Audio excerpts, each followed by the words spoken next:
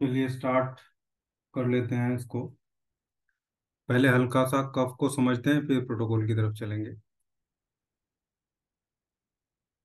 Actually क्या है कफ, जब हमारे जो विंड पाइप है जहाँ से हम सांस लेते हैं वहाँ किसी टाइप का कोई इरिटेशन होता है, तो उस इरिटेशन के एवज में जो रिएक्शन हमारी बॉडी करती है वो कैसे होता है वो आगे देखेंगे हम। उस रिएक्शन की वजह से ही एक्चुअली जो कफिंग है वो स्टार्ट होती है। होता क्या है कि ये जो इरिटेशन हमारे थ्रोट में किसी भी वजह से हो रहा है, कारण बहुत सारे हो सकते हैं। वो इरिटेशन हमारे नर्वस सिस्टम को एक्टिवेट करता है। नर्वस सिस्टम फिर माइंड की तरफ एक स्पेसिफिक टाइप के मैसेज जो है वो सेंड करता है, जिससे हमारा जो माइंड है वो फिर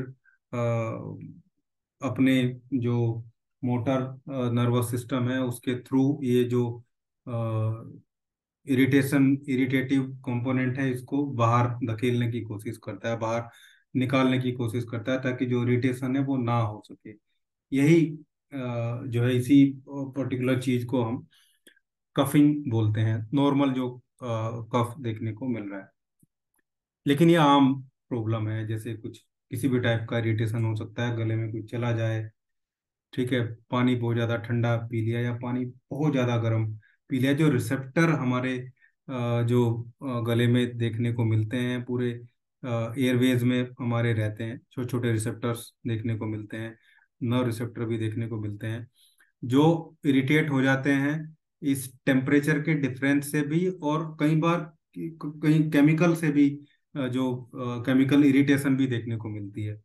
केमिकल इरिटेशन जैसे कोई तेज सी स्मेल, एकदम से बहुत तेज स्मेल, हमने सूंघ ली, स्मेल कर ली, या बहुत तीखा कोई खाना है वो एकदम से खा लिया, जैसे मिर्च हो गई बहुत तेज, तो ये क्या हो गया, केमिकल इरिटेशन हो गया। तो इससे भी जो रिसेप्टर हैं, रिसेप्टर मतलब ऐसे छोटे छोटे कंपोनेंट जो जो चीज़ों को सेंस करते हैं, वो वो वो वो इरिटेट हो जाते हैं। वो इरिटेट होने की वजह से भी जो कफ है, जो खांसी है, वो देखने को मिलती है। हालांकि सिलियरी बाइटिंग एक प्रोसेस होता है, जो एक्चुअली सीलिया बहुत छोटे छोटे कंपोनेंट हमारे अंदर, जो जितनी भी कैविटी हैं, जितने ट्यूब नुमा स्ट्रक्चर है वहाँ पे देखने को मिलते हैं, ताकि जो चीज़ वहाँ से सीक्रेट होती है उसको आगे बढ़ा जाए। जैसे ऐसे ही जो सीलिया लाइक का जो स्ट्रक्चर है, मतलब छोटे छोटे हेयर लाइक स्ट्रक्चर हैं जो चीजों को आगे बढ़ने के लिए हेल्प करते हैं। ये ओवरीज में भी रहते हैं, ये फैलोपियन ट्यूब में भी देखने को मिलते हैं, और ये हमारे विंड पाइप में, खाना खाने के पाइप में, हवा, ये सब चीजों में भी हमें देखने को मिलते हैं। और एक्चुअली ये इरिटेशन जब कई बार सिक्रेशन ज्यादा होता है तो उसको भी हटाने का काम करते हैं, यही जो सीलिया लाइव स्ट्रक्चर हमारे उसमें देखने को मिलता है। ठीक है, इसी को सिलेरी बाइटिंग जो है, सिल्वरी बीटिंग, हम लोग सिलेरी बीटिंग जो है बोलते हैं। इसमें जो सिक्रेशन है वो ज़्यादा हो गया तो ये इसको हटाएगा। नॉर्मल सिक्रेशन तो चाहिए गले को भी, ब्रोंकियल्स जितने भी ट्यूब हैं उन सबको, लेकिन अगर सिक्रेशन ज़्यादा रहेगा खासकर विंड पाइप में, तो वहाँ पे फिर ये भी वहाँ पे इरिटेशन का काम करते हैं। ये इसकी छोटी सी पैथोफिजिकल चीज़ें जो हमें समझनी पड़ेंगी। जो कफ का रिफ्लेक्स है एक्चुअली वो किस वजह से हो रहा है, तो मैंने आपको बताया कि ये इरिटेशन भी है जो हमारी ट्रैकिया में देखने को मिलते हैं रिसेप्टर। इसके अलावा जो मेन कार्निया है वहाँ पे देखने को मिलते हैं।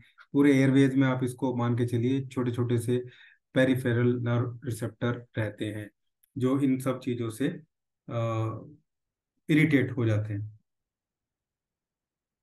मतलब मैकेनिकल इरिटेशन भी है और केमिकल इरिटेशन भी है। मैकेनिकल मतलब हमने कुछ चीज खाई है उसके वजह से इरिटेशन हो गई, और केमिकल मैंने आपको भी बताया जो सारी चीजें हैं। ठीक है, ये इन सब चीजों से होते हैं। इसके अलावा केमिकल रिसेप्टर में ये बताया मैंने, इसके एसिडिक चीजें भी हो गई, गर्म ठंडी लगना, ये भी आप एक तरीके का टेम्परेचर डिफरेंस है, उस तरीके में आपको ये चीजें देखने को मिलती है। लेकिन ये सिर्फ यहाँ तक ही कनेक्टेड नहीं रहता है। ये पूरा का पूरा जो सिस्टम है ये हमारे जो ईयर्स हैं वहाँ पे भी, इनर ईयर के साथ भी कनेक्शन रहता है। इसके अलावा पैरानेजल साइनस के साथ कनेक्शन देखने को मिलेगा। डायफ्राम भी कनेक्टेड रहती है, फेफड़े भी, पेरिकार्डियम भी, और मतलब जो पेट है आपका वो भी। अब आप देखिए जब खांसी होती है तो ये सारी चीजें इन्वॉल्व रहती हैं। अब खांसी कहाँ हो रही है? खांसी गले में हो रही है या छाती में हो रही है, लेकिन आप देखिए कि डायफ्राम का इन्वॉल्वमेंट है।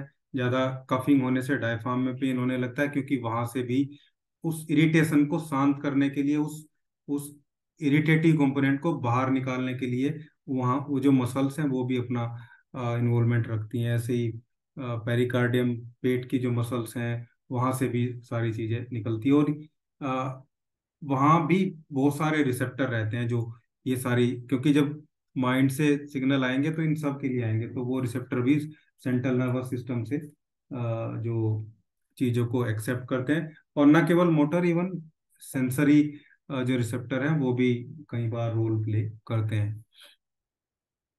ये नॉर्मल कफ क्या है और पैथोफिजियोलॉजिकली क्या क्या इन्वॉल्वमेंट रहता है, इतनी सारी चीजें हैं। और मेन काम हमें कहाँ पे करना है? इरिटेशन को हटाना है, खासकर अगर केमिकल मैकेनिकल इरिटेशन जो भी रहा है उसको, ये नॉर्मल कफ के लिए है। लेकिन अगर कफ के पीछे कोई ऐसा रीजन है, जैसे वायरल कोल्ड हो गया, common cold, upper respiratory tract का इन्फेक्शन किसी चीज का, हालांकि मेन बड़ा कारण कॉमन कोल्ड ही रहता है। कई बार ये अक्यूट ब्रोंकाइटिस की वजह से भी देखने को मिल सकता है। ये भी वायरल इटियोलॉजी में ही एक आप इसको देखेंगे, मतलब वायरल कारण ही है। बैक्टीरियल इन्फेक्शन भी देखने को मिल सकता है, लेकिन फिलहाल हम उस चीज पे नहीं जा रहे हैं, मतलब साइनसाइटिस की तरफ या पर्टूसिस की तरफ या सीओपीडी की तरफ, एलर्जिक राइनाइटिस या एस्थमा। ठीक है, बाकी जो पल्मोनरी डिसऑर्डर्स हैं उनकी तरफ हम नहीं जा रहे हैं, केवल कॉमन कफ की बात कर रहे हैं, जो 3 से 4 5 दिन 10 दिन में ठीक होने वाली चीज होती है। हम उसके कोर्स को सॉर्ट करेंगे ताकि वो जल्दी ठीक हो और कोई फर्दर कॉम्प्लिकेशन ना हो, वो क्रोनिक ना बने, ये हमारा मोटिव उसमें रहना चाहिए, रिकरेंट ना हो। बाकी तो ये सारी जो प्रॉब्लम है, खासकर एस्थमा, सीओपीडी और bronchitis, pneumonia, congestive heart failure की तरफ भी ये लेके जाते हैं। ठीक है, पल्मोनरी पल्मोनरी एम्बोलिज्म कोई कहीं पे, ये भी कारण में आप ले सकते हैं। पल्मोनरी एम्बोलिज्म मतलब कहीं पे ब्लॉकेज आपका पल्मोनरी रीजन में देखने को मिले, तो वो सब क्रोनिक चीजें हो गई। इनमें से भी मैक्सिमम चीजें, लगभग सारी चीजें हम कवर करेंगे जब रेस्पिरेटरी ट्रैक्ट की डिजीज को हम देखेंगे। फिलहाल एक कॉमन सी सिचुएशन को हम देख के चल रहे हैं। अब कौन कौन सी रेमेडीज हम कफ में यूज कर सकते हैं वो आप लोग देखिए पहले। पेटोरल 1, P1, कॉमन कफ की बात कर रहा हूँ। P3 P2 यूज नहीं करेंगे हम इंटरनल देने के लिए, और P4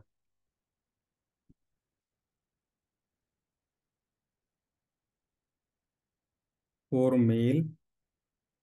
सबसे पहला जो डिफरेंशिएशन है वो ये मैं कर देता हूँ, फॉर फीमेल एंड चाइल्ड, इन जगह ये रेमेडी काम करती है। ओल्ड एज पीपल्स के लिए पहले ये डिफरेंशिएट आपको कर लेना है, सिंगल प्रोटोकॉल जब आप बना के देंगे। इसके अलावा अब ये ड्राई कफ की रेमेडी है।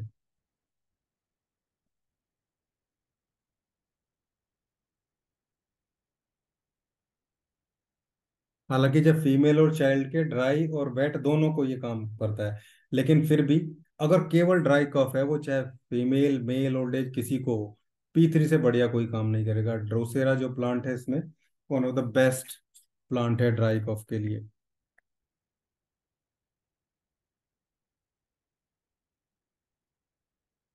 Dry cough with throat pain, गले में दर्द भी है, P1 से बढ़िया कोई काम नहीं करेगा।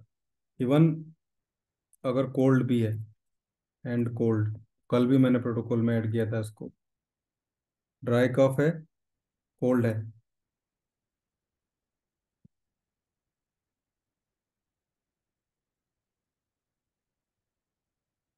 Wait cough.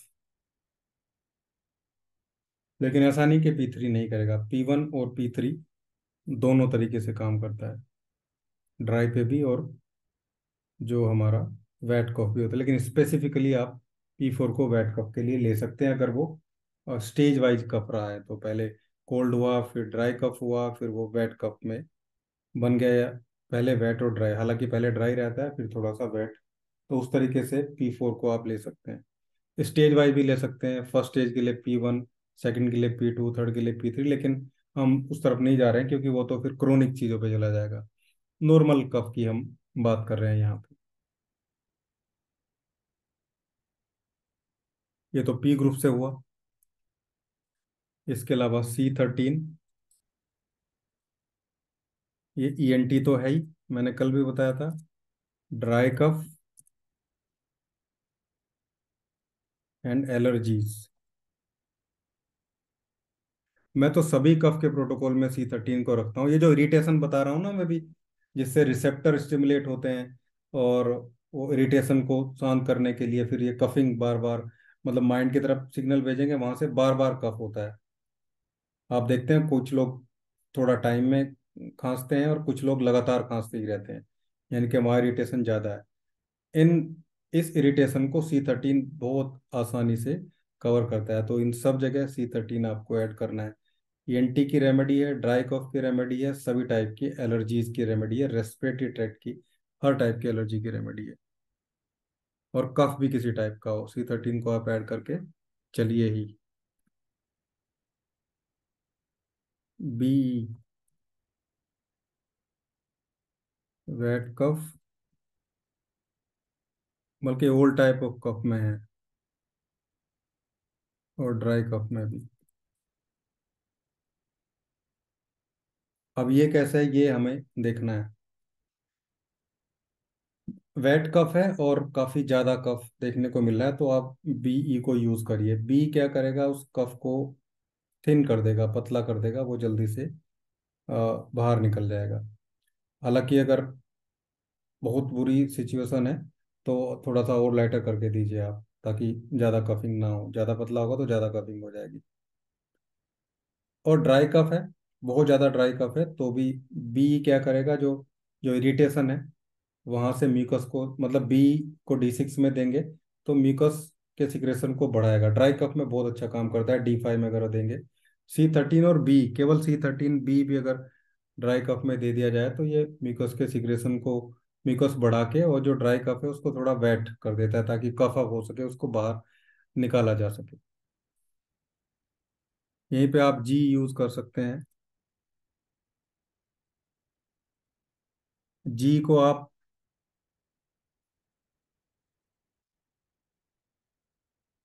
To dry up mucus, थोड़ा बहुत म्यूकस है। हालांकि बी का पहले कप में यूज करते हैं, फिर जब लगभग लगभग रिकवर हो जाता है तो जी को देते हैं, ताकि जो बचा म्यूकस है वो थोड़ा बहुत, वो एक्चुअली म्यूकस में वो स्पूटम नहीं होता है।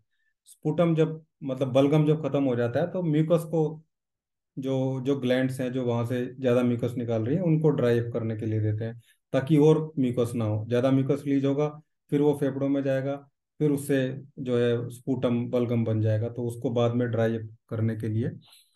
ठीक है, म्यूकस और स्पूटम में डिफरेंस समझिए। म्यूकस मतलब जो नॉर्मल सिक्रेशन है, स्पूटम मतलब जो बलगम बन चुका है, जो सड़ चुका है।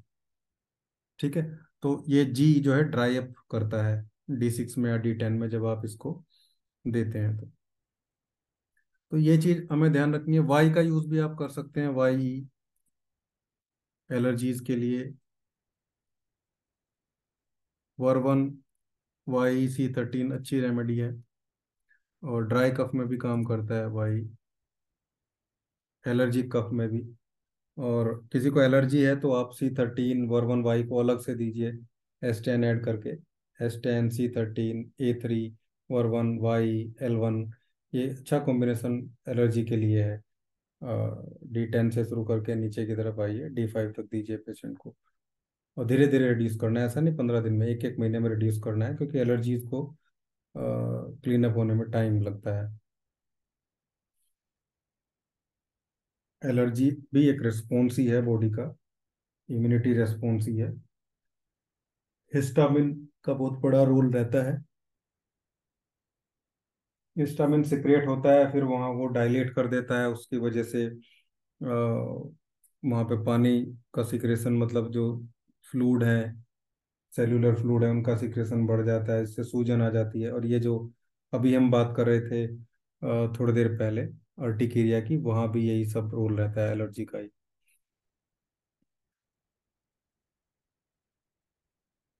तो ऐसे अर्टिकेरिया के पेशेंट को C13 हाइयर डोज में 1000 में 15 दिन में एक बार, 1 महीने में एक बार उसको दे सकते हैं as a anti allergic remedy.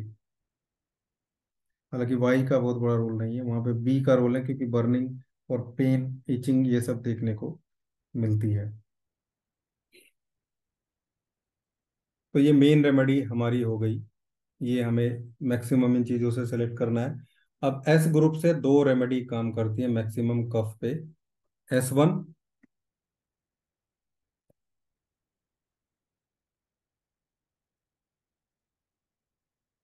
Allergies में और कोल्ड में, सीजनल एलर्जी, सीजनल कफ में भी। और S10 तो बहुत अच्छा टॉनिक है, ऑल टाइप ऑफ कफ, सभी टाइप के कफ में S10 को देना है। S10 के प्लांट्स को जब आप देखेंगे तो बहुत सारे प्लांट्स उसमें, यूकेलिप्टस भी है, और भी वैसे तो 8 प्लांट तो S1 और S10 में सेम ही है। 7 to 8 प्लांट वही S1 में भी है, वही S10 में भी है, लेकिन जो मेन रेमेडी है वो डिफरेंट हो जाती है, जो मेन वर्क है वो डिफरेंट हो जाता है। अब ये सब सोचने की चीजें हैं कि S1 और S2, मान लो दो रेमेडी का कंपैरिजन आप करेंगे, S1 में भी वही 9 प्लांट है और S2 में भी 9 प्लांट है, लेकिन एक प्लांट का डिफरेंस है। नक्सोमिका S1 में है, S2 में नहीं है। लाइकोपोडियम S2 में है, S1 में नहीं है। बाकी 8 प्लांट वही है। तो क्या ये जादू किया मैटी जी ने कि दोनों रेमेडी बिल्कुल अलग हो गई? तो ये जादू वो है कि जो मेन प्लांट है, उस प्लांट को बाकी 8 प्लांट सपोर्ट करते हैं, यानी कि जो मेन प्रॉपर्टी है S1 की, बहुत सारे लोग कोक्लेरिया बोलते हैं, कोक्लेरिया ऑफिशियली मेन प्लांट उसकी प्रॉपर्टी, लेकिन कोक्लेरिया तो S2 में भी है, S3 में भी है। S1 मेन प्लांट है मेरे according, sorry, nux vomica main plant है S1 का। और नक्सोमिका के जितने भी, जहाँ जहाँ भी वो वर्क करता है, जितने भी मेडिको केमिकल, मतलब मेडिसिनल जो केमिकल उससे बनते हैं प्लांट के, उन सबको बाकी प्लांट सपोर्ट करते हैं। यानी कि S1 में कोक्लेरिया का वही कंपोनेंट मिलेगा जो S1 में चाहिए। कोक्लेरिया S1 में किसी और तरीके से काम करेगी, S2 में किसी और तरीके से काम करेगा, सेम प्लांट। ठीक है, तो ये पूरा साइंस है जिसको एक्सप्लोर किया जाना जरूरी है। खैर, हम आगे बढ़ते हैं। इसके बाद ए ग्रुप से मोस्टली A3 ही काम करता है। A3 हार्ट की और फेफड़ों की बहुत अच्छी रेमेडी है। प्लस पल्सेटिला एक प्लांट है जो A3 में ऐड किया गया है, पल्सेटिला नाइग्रा, पल्सेटिला नाइगर। इसमें क्या है कि A3, मतलब पल्सेटिला जो है, खासकर जब म्यूकस स्पूटम में कन्वर्ट हो जाता है तो सेकेंडरी इन्फेक्शन होने से भी रोकता है।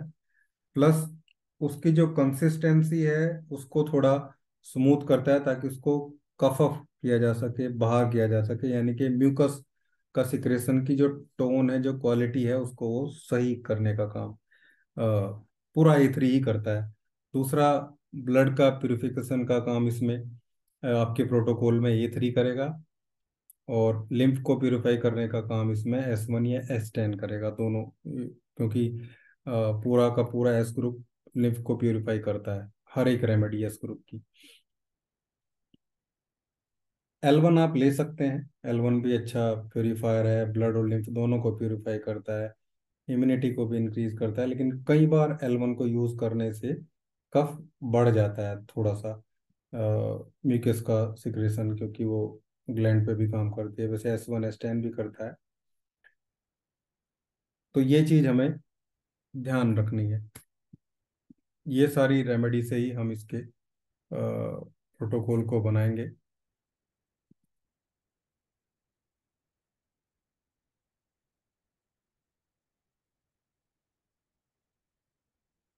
फेब्रिफिको 1 भी ऐड कर सकते हैं आप।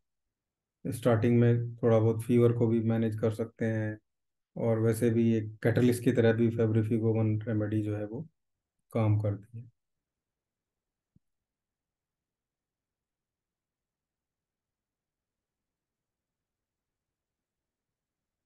बेड कफ की तरफ चलते हैं। S10,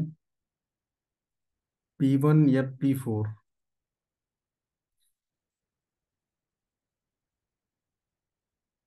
F1, A3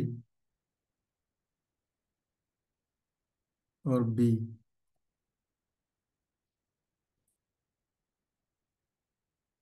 D6। Single single protocol से ही चीज़ें मैनेज हो जाएंगी, बाकी और चीज़ें भी आएंगी।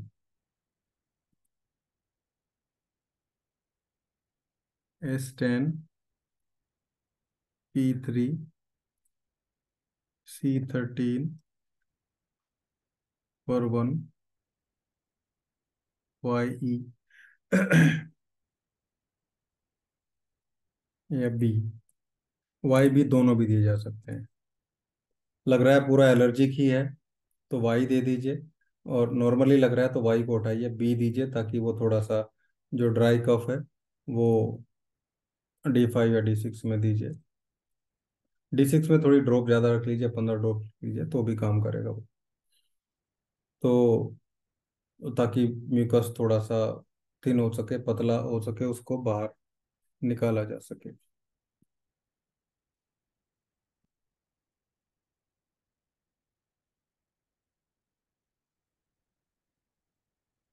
सीजनल, अब यहाँ पे S1 का रोल दिखेगा आपको।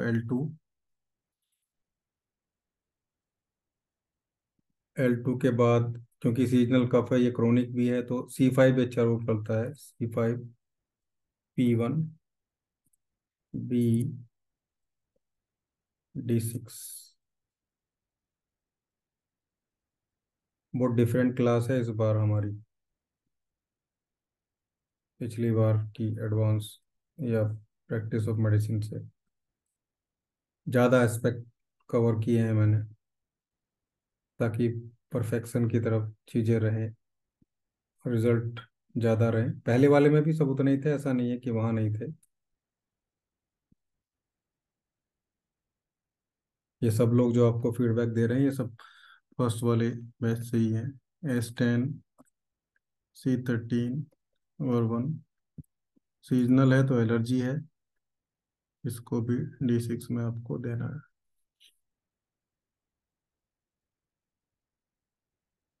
अब चेस्ट वेल से पहले मैं आपको एक, ये पुराने लोग तो जानते ही हैं, golden formula. S10, C5, C13, A3, P1, P3 और B, D6। पिछले पूरे सीजन में, विंटर में भी और समर्स में भी, जितने भी कफ के पेशेंट आए हैं, 90% से ऊपर, मतलब क्रोनिक वाले छोड़िए आप, अस्थमा या वो, क्योंकि मैंने बताया था जो फैमिली हमारे साथ जुड़ जाती हैं उनके एक्यूट केस भी, और जो डे टू डे लाइफ के, वो आपके पास ही आते हैं। तो 90% से ऊपर फर्स्ट बार की मेडिसिन देने से ही 3 4 5 दिन में ठीक हो जाता है। बहुत सारे लोग तो ऐसे बोलते हैं जब नेक्स्ट टाइम आते हैं या 5 6 दिन बाद के, डॉक्टर साहब ये ठीक हो गया, अब इसका क्या करें? तो उसको बोल देता हूँ मैं, भाई इस पे कफ लिख के रख लो, दोबारा होगा तो फिर यही ले लेना। किसी को भी दे सकते हैं, बड़े छोटों को, डोज मैनेजमेंट मैंने बता दिया आपको, ये फॉर्मूला किसी को भी। अब ये देखिए आप, पहले इसका बेस आप बनाइए। तिल ऑयल,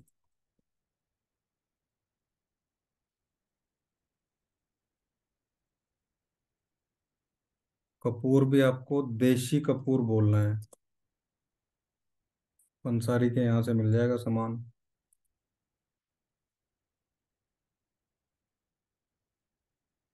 पहले मैंने बताया था, पुराने बैच के लोग जानते हैं। तिल का ऑयल कितना लेना है?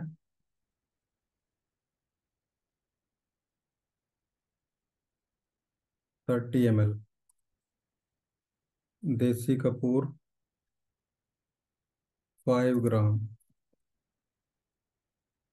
मालकंगनी ऑयल 5 ml।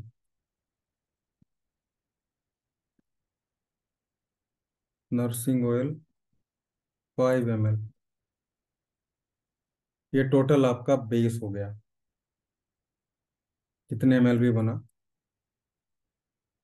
अब इसमें आपको S10 C2 P2 और B 35 40 ml के आसपास बनेगा। तो ये आपको D3 से डाल देना है इसमें। कितना डालेंगे? 10 ड्रॉप्स ईच। 10 ड्रॉप्स तो कम रहेगी। 20 ड्रॉप्स ईच। हर एक की 20 20 बूंदे इस पूरे बेस में डाल देंगे, जितने ml भी आपका बना है। और अप्लाई ज़्यादा नहीं करना, क्योंकि काफ़ी तेज ये हो जाता है। जी अनु मैम, बहुत बढ़िया, वेरी गुड। अनु मैम ने मैसेज किया है कि ये कफ का फॉर्मूला जो भी मैंने आपको बताया, जितने भी पेटेंट यूज़ करती थी मैडम कफ के, वो सब हटा दिए, उनकी ज़रूरत नहीं है अब, केवल इसी से सब कुछ हो जाता है। हाँ जी, तो ये आप बनाइए, इसको बना के रखिए। 100 ml हर टाइम बना हुआ रहना चाहिए आपके पास। मैं भी 100 ml की बना के रखता हूँ बोतल। छोटे बच्चों को बहुत रिलीफ करता है। 4 से 5 बूंदे चेस्ट पे अप्लाई करा दीजिए या पीछे बैक पे अप्लाई करा दीजिए, और बहुत अच्छी नींद बच्चे को आएगी। इवन, नहीं स्टीम नहीं लेना है इसका मैम। इसको स्मेल कराया जा सकता है, वो भी 5 साल से ऊपर के बच्चे को, छोटे को नहीं कराना। डायरेक्ट स्मेल उसकी चेस्ट पे अप्लाई करना है, बैक पे अप्लाई करना है। इवन जो निमोनिया जैसे सिचुएशन बच्चे की आ जाती है, जिसमें पसली चलना हम बोलते हैं कफ के बाद, अभी सर्दियों में बहुत आएगा, उन बच्चों को भी बहुत रिलीफ करता है। 4 से 5 बूंदे जो है अप्लाई करके बैक पे और चेस्ट पे, उससे रिजल्ट मिलते हैं। इवन जो फिर कुछ बच्चे को टेंडेंसी रहती है वापस दोबारा बार बार पसली चलने की, उसमें भी बहुत रिलीफ करता है। इसी तरीके से बनाना जैसे मैंने आप लोगों को भी बताया। कैसे बताया? ये सभी कंपोनेंट को ऐसे मिक्स कर लेना है आपस में।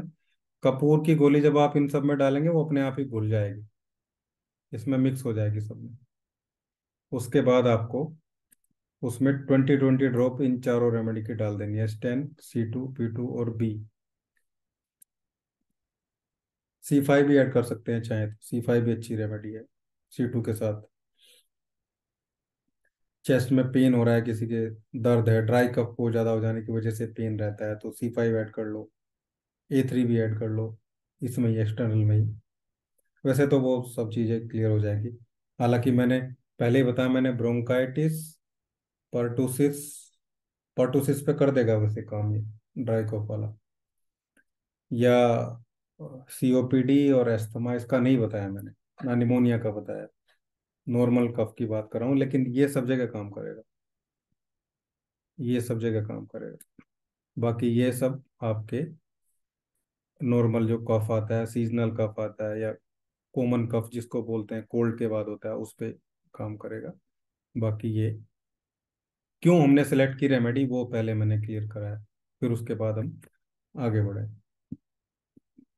तो ये हमारा आज का क्लास था। अब किसी को कुछ पूछना है तो बताइए, 5 7 मिनट हैं अभी। सर एक फीमेल है 75 ईयर्स प्लस 80 प्लस है। हम्म। और तकरीबन 40-45 साल से उनकी खांसी नहीं जा रही है। और खांसी भी तब आती है जब वो लेटती हैं, और रात को उस टाइम पे बहुत ज्यादा होती है। सारी सारी रात वो मतलब कभी बाथरूम निकल जाता है, कभी कुछ होता है। बहुत ड्राई कफ परेशान है वो, वाला सब करवा फॉर्मूला के देख लिया। ड्राई कफ वाला फॉर्मूला 30 में दीजिए या 200 में दीजिए। ठीक है सर। हाँ जी।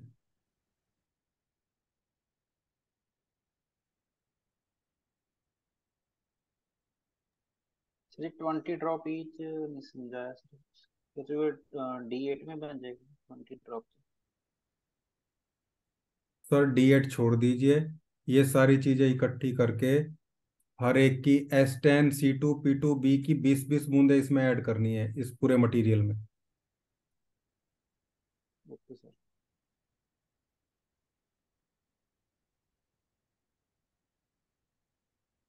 इसमें सर अभी आपने कहा था C5 और A3 भी ऐड कर सकते हैं। अगर चेस्ट में पेन और है तो। ओके।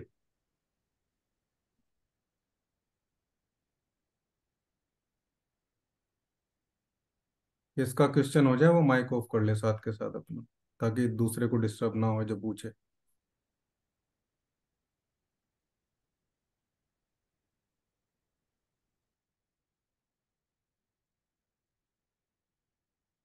मेरे ख्याल से क्लियर हो गया सब।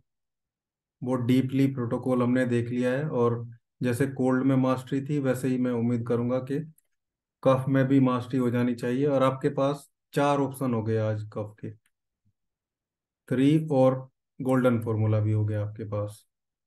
इन 4 ऑप्शन का मतलब है कि कफ को आप 100%ली क्योर करेंगे। और लॉजिकली ऐसे हवा में तीर मारने वाली चीजें नहीं है, क्यों हमने चीजें यूज की है वो सब उस तरीके से होना चाहिए। और जब आपको ये याद रहता है ना, ये खासकर ये, तो पेशेंट जब आपको अपने सिम्टम बताता है आके कि उसको ये प्रॉब्लम है, तो आप अपना फॉर्मूला बना सकते हैं। जरूरी नहीं है कि आप इनमें से ही फॉर्मूला यूज करें। आपको इतनी नॉलेज है तो पी ग्रुप की नॉलेज है, और C13 C5 की नॉलेज है, इलेक्ट्रिसिटीज की S1 S10 की नॉलेज है, इतना ही चाहिए बस ये सारी। बस आप अपना फॉर्मूला खुद भी बना लेंगे। इवन मैं तो यहाँ तक भी कहता हूँ, हालांकि वो तुक्के मारने वाली बात होगी, कि आपको कुछ समझ में नहीं आ रहा है, ये सारी रेमेडी 2 फॉर्मूले में या 3 फॉर्मूले में बना के दे दो। और पहले ही बोल रहा हूँ कि लॉजिकल नहीं है, इलॉजिकल है। लेकिन आपके समझ में कुछ नहीं आ रहा है तो आप ऐसा कर सकते हैं, कोई हार्मफुल नहीं होगी। बस ये ध्यान रखना है कि वाई दे रहे हैं तो उसके साथ फिर जी नहीं देना है, वाई को बी के साथ दे सकते हैं, बी जी को भी दे सकते हैं। एक फॉर्मूले में बी, दूसरे में जी। एक फॉर्मूले में वाई, दूसरे में बी। लेकिन एक फॉर्मूले में जी है तो दूसरे में बी ले सकते हैं, वाई नहीं लेना है। हालांकि फॉर्मूले में गैप रख रहे हैं तो प्रॉब्लम नहीं आएगी, लेकिन फिर भी मैंने बताया कि इन तीन में से दो इलेक्ट्रिसिटी आपका सारा काम कर देगी। 2 फॉर्मूले बना के दे दो पेशेंट को, 3 बना के दे दो, सब क्लियर हो जाए। आपको पता ही है सब कितनी रेमेडी है ये। लेकिन फिर वही लॉजिकली काम करो। लॉजिकली काम करने के लिए बस इतना जानना जरूरी है, वो सब आप जानते ही हैं। चलिए खैर, अब अभी आज इतना ही रखते हैं। उम्मीद करता हूँ आप लोगों को क्लास अच्छी लगी होगी। Good night. सर बहुत अच्छे से, बहुत वेल एक्सप्लेन क्लास है sir, thank you. Thank you. हाँ थैंक यू डब्ल्यू सर, कर थैंक्स अ सकते लॉट। हैं, डब्ल्यू मैंने कल बताया था Good डब्ल्यू। night. जी जी, thank you thank you. Thank you. Thank you, sir. Thank you, sir. Thank you, sir. Good night. Good night sir. Good night. Good night. Very